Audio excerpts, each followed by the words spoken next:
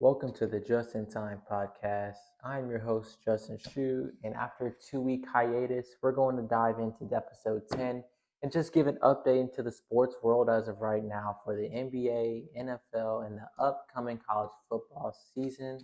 Before we get into that, I need to go over two quick sponsorships. One is Clutterbug Organizing. Do you have clutter that's piling up in your home or office stressing you out? Or a closet that you've been meaning to clean out for years but never had the time? Clutterbug Organizing by Jamie provides professional decluttering and organization services that will transform your stressful areas into a pleasing and functional spaces that bring you peace of mind. Check out their Facebook, Instagram, or TikTok link below and book a consultation through the Google form. And as a quick, gift, get your first hour free by putting just in time podcast in response to referral questions. That's huge, y'all.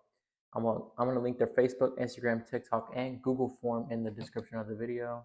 And also, last but not least, the other sponsorship, we're gonna shout out to High Jump Party Rentals and 4K the Barber.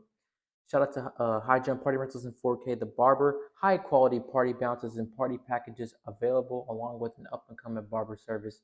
You can reach out to either or at 210-799-6930. Chris and Erica will take care of y'all. Need a cut or need a party bounce? They're your people. The hot summer days are here, and they got water bounces that are perfect to cool off and have fun outside. Hit them up and reserve one today. Jumping right into the video now. I'm sorry for the 2 week hiatus, y'all. Just took a quick break. I mean, sports world's kind of been dry. We're in summertime now. Texas heat, definitely getting to me. But yeah, I mean, at this point of the year, we're all just waiting for college football or NFL football to start back up. And with football comes the later months like October, November, the start of basketball, and more content will be putting pushed out when football starts. I'm expecting like 2 to 3 episodes per week.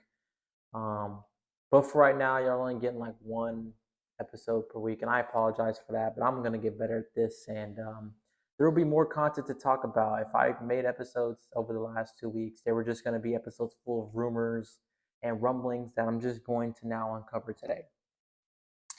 So, with that out of the way, let's go ahead and dive right into college football. Big news.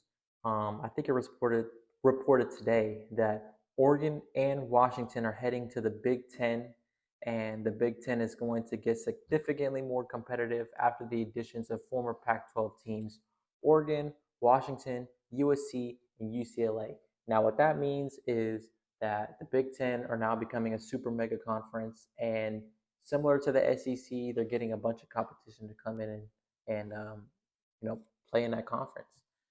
And ultimately, what this means is that the way we look at conferences and the way that we look at Power Five is going to change. Um, Power Five means that there are five conferences in the college football scene for the FBS level, and they're looked at as like the most prestigious and the ones that have the most competitive football teams.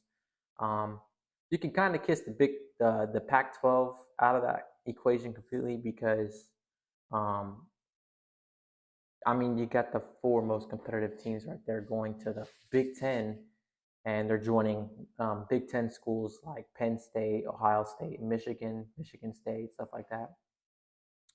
They're adding them, so that's going to get a lot better over there for the schools up north.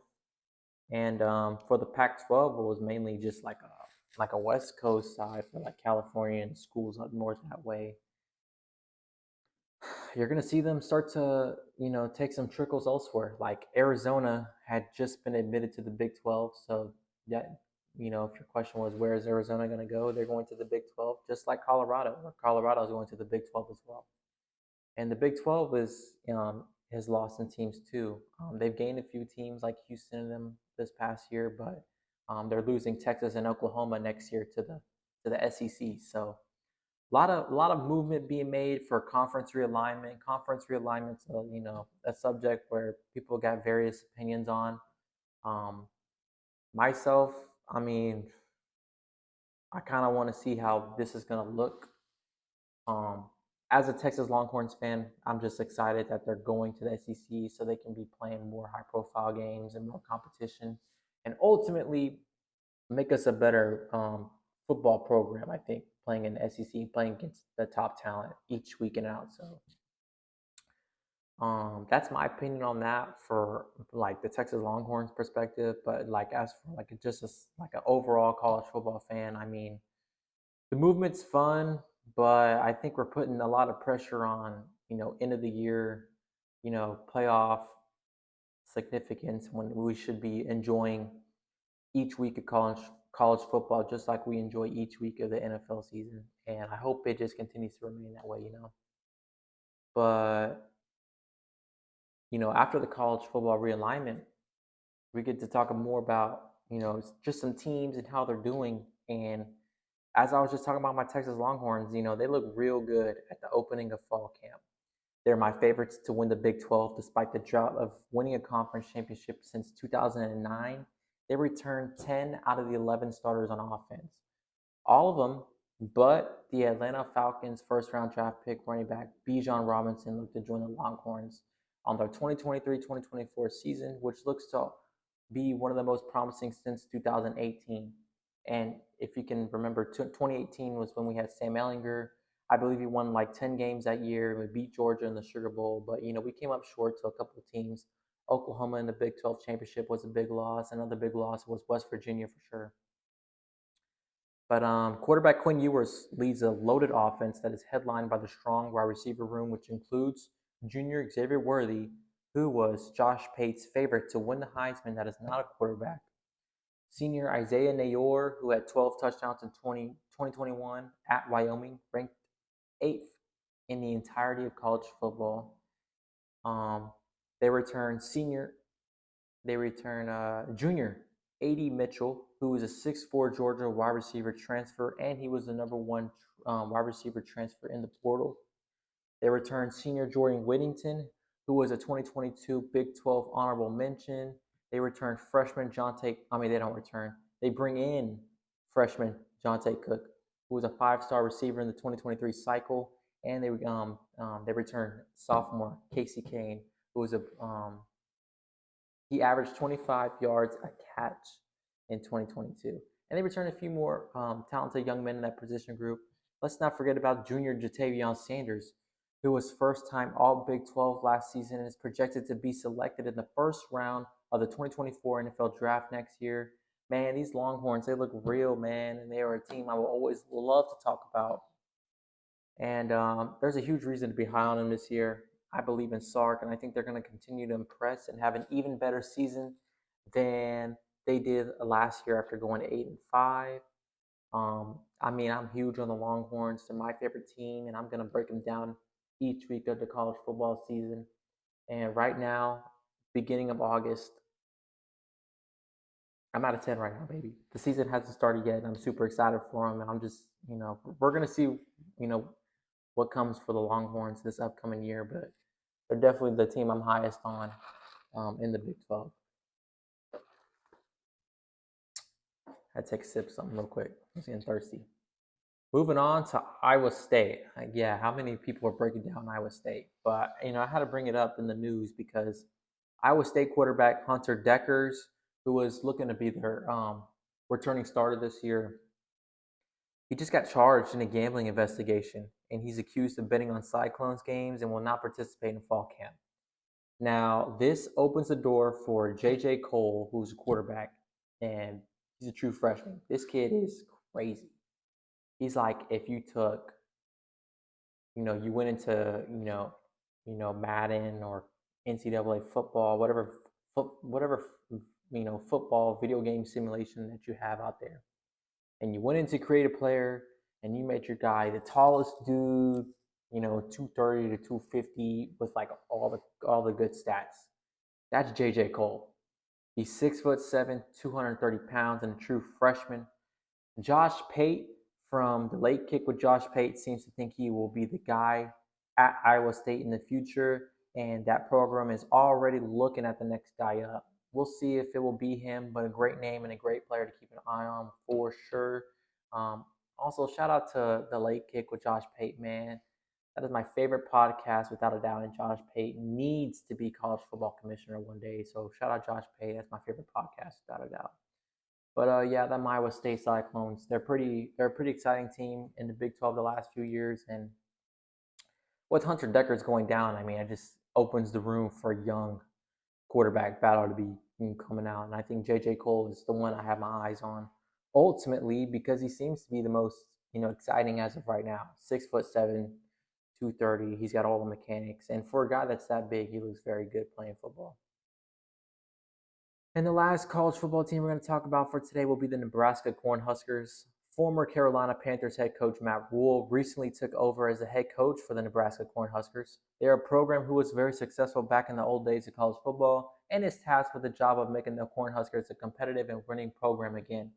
Nebraska has an impressive roster headlined by Georgia Tech quarterback transfer Jeff Sims. I do not think it will be very long until Nebraska is a winning team again. Those are my words. And I like Matt Rule. I like the interviews he had with just Josh Pate and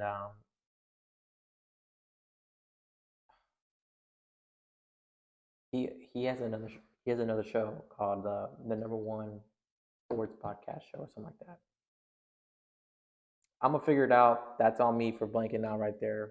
But I like Matt Rule a lot, and Jeff Sims from Georgia Tech is a great quarterback, and he's already taken over that roster right now, as it looks like. And I think he's taken, he's ran away with the quarterback spot, and I think Matt Rule did a great job at Baylor, and I think he's going to do a great job here in Nebraska, who's looking to reform their college football program. So I think that in the next 3 years that they will be a winning team, and I wouldn't be surprised if it would be less than that. So yeah, that's all to say about that.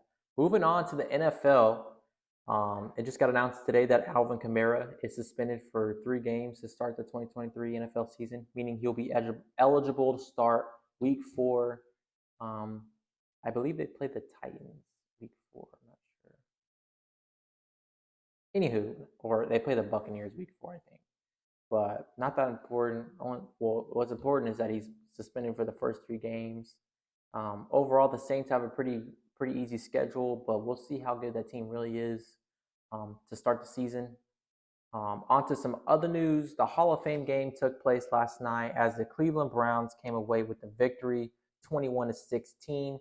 Dorian Thompson-Robinson was impressive in his first NFL preseason game victory. All right, Dorian Thompson-Robinson, DTR as I like to call him. He was a quarterback at UCLA for a couple years, like 4 or 5, and he was a beast over there. He kind of, to me, he made UCLA football, relevant again. He made it more popular. Before that, I think it was Josh Rosen who led him to some great heights over there. But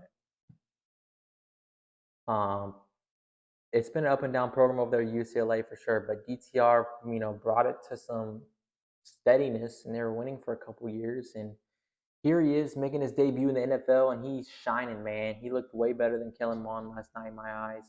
Shout out Kellen Mond and Aiden and Maggie's out there, but DTR is the truth, and he played like it last night. Cleveland Browns beat the Jets, and it's a preseason game, so like, how much you're gonna make of it, that's up to you. But I mean, everybody's just so excited for football to be here, so I don't knock anyone's excitement for the Hall of Fame game out of all games. It's just, to me, it's just like a, we're right there. We're right around the corner between meaningful football games to start.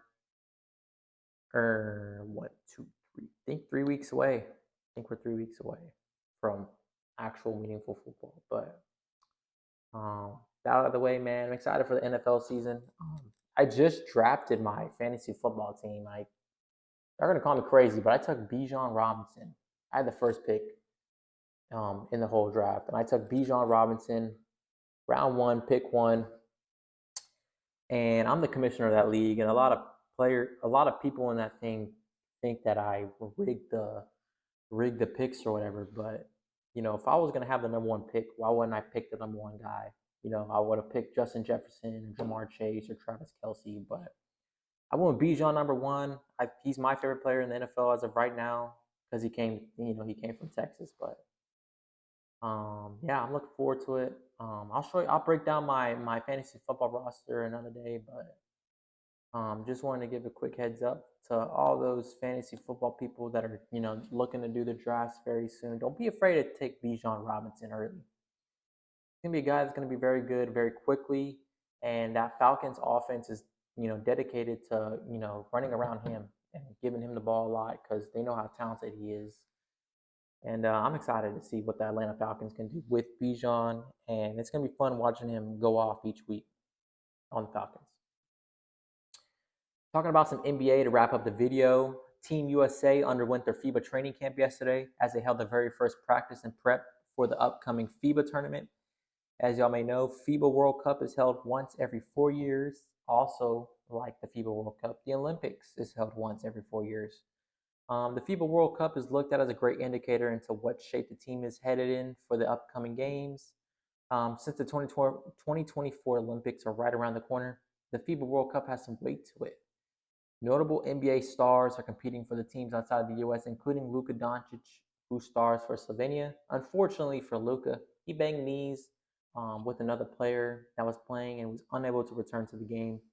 But he appears to be doing better, and the injury is not severe. So, shout out Luka Doncic, and hopefully he recovers well from that banged up knee. I definitely know what that feels like. As for Team USA, the roster consists of Paolo Banchero from the Magic. He was number one pick from 2 years ago, I believe. Mikal Bridges from the Brooklyn Nets, who just had a breakout year for the Brooklyn Nets. Jalen Brunson from the New York Knicks, who just had a breakout year for the New York Knicks. Anthony Edwards, former number one overall pick from the Timberwolves. Tyrese Halliburton, who was the star point guard for the Indiana Pacers, who just got a max bag. Same with Anthony Edwards. Josh Hart, who just got paid by the New York Knicks. He's a very good defensive and glue guy for that team, and I appear to be, they're looking to him take on that similar role for this team as well. Brandon Ingram, who is a former number 2 overall pick from the New Orleans Pelicans. Jaren Jackson Jr. from the Grizzlies. He's the reigning Defensive Player of the Year. Cam Johnson from the Brooklyn Nets. He's a great shooter. He came from UNC. He's a teammate to Mikal Bridges, so it's interesting that they're bringing him along here. This team is definitely needing some shooting. They got some good shooters on his team, but adding a guy like Cam Johnson is just a steady presence, averaging high 30s in the 3-point percentage. It's a good look. Center Walker Kessler. This is the first big I've seen on here besides Jaren Jackson Jr. He's gonna be playing a lot of minutes, I think, on his team, being that steady rim protector. He's gonna have a big year next year. For Bobby Portis from the Milwaukee Bucks, Bobby Portis is a great 3-and-D guy, but he's a big, so he guards the interior presence very well. He's not guarding the wings like that, but I like that addition to this team. And to round out this team, this 12-man roster, it seems, Austin Reeves from the Lakers, who just got a payday as well. And overall, if you had to make, overall initial thoughts on your thoughts on this roster for the FIBA World Cup Team USA, y'all let me know. To me, I think it's a pretty good roster. This isn't the team that they're going to bring out for the Olympics next year, but it's a pretty good indication of what might, come from it. So a lot of these guys will be back next year to try out or make their way to try to get on the team next year. And if this happens to be the roster that we pull out for 2024, then we're going to ride with them. But I like this team a lot. I think they're capable of, going very high. I think last time they played in FIBA, they finished 7th last year. So obviously you're looking for at least top 3, top 5 if you're Team USA. I mean, it should always be your number 1 just from looking at the history of winning for Team USA in basketball. But realistically, looking around at the rest of the world, there's a lot of talent in other nations, and other teams are putting out some respectable teams. And so it wouldn't surprise me if Team USA finished, like top 3 or top 5, and they're not number 1. So just something to keep your eyes on. Got to be realistic about that stuff.